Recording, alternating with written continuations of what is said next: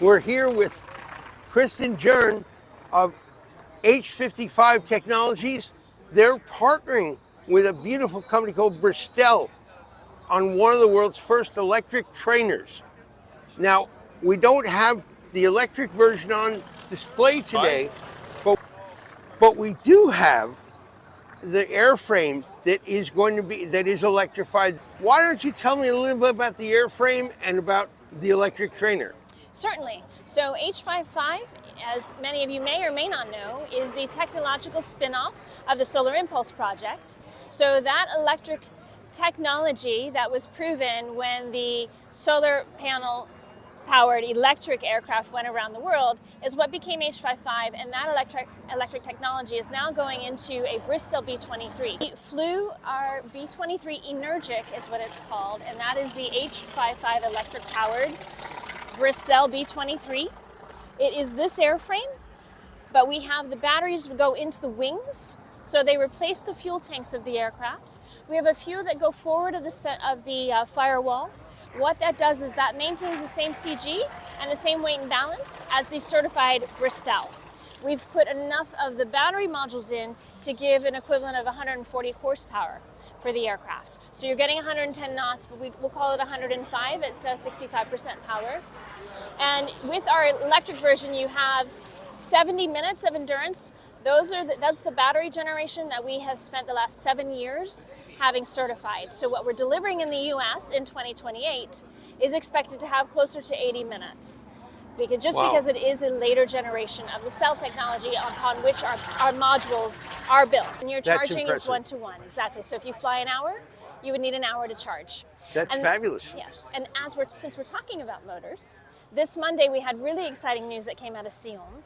One of our partners now, and it's really been signed off, is Safran has joined, and they will be the dual electric motor component of our electric storage system and propulsion technology. Even today, before we had that little traffic jam in the Strait of Hormuz, aviation fuel is going for $7, $8 a gallon.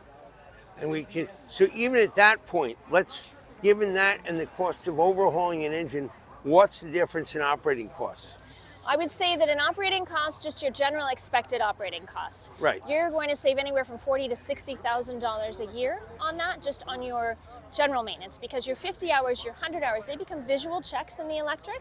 You have far fewer components in an electric motor. Right. On top of probably 10 cents on the dollar for fuel, electric versus gasoline. I think it's probably easier to think about it in just what you would pay per hour. So the high end, it would be anywhere from $7 to $9 on the really, really high end. Oh my God! Yes, right. it's a big difference. Really expensive electricity. Yes, it's a lot less expensive than the $50 to $70 we're used to.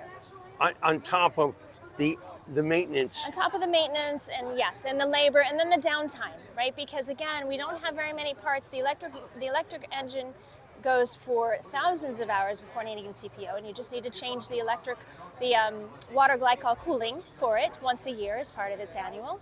But the rest of it, again, is mostly a visual check. One last question, well, two maybe, but what's in the future for Bristell and electric? The Energic. So the deliveries will be coming into our European customers' hands in mid to late 2027.